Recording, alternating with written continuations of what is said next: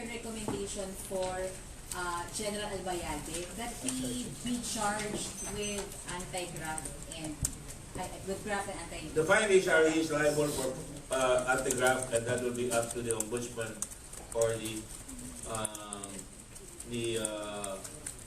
DOJ. One of my frustrations here, talaga hindi naman talaga dapat. We are a legislative arm of the government.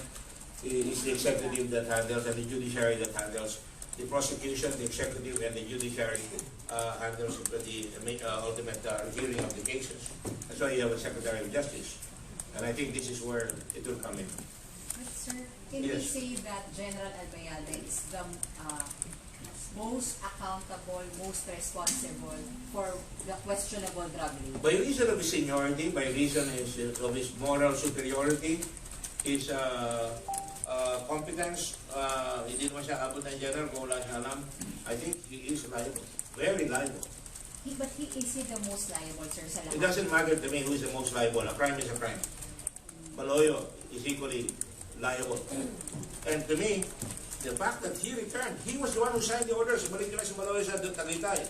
Balik nyo na ito si Juven dito de Guzman sa Antipolo. Gaganda posisyon niya. Tapos pumutok sa kanya yan.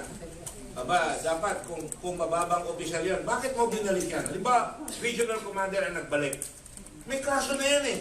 Ba't binalik mo pa? Paliwanag mo, ba't mo binalik? Eh, syempre, magpapaliwanag yan, di ba? He would be forced to say, oh, you justify why? Eh, wala eh. Yan ang left.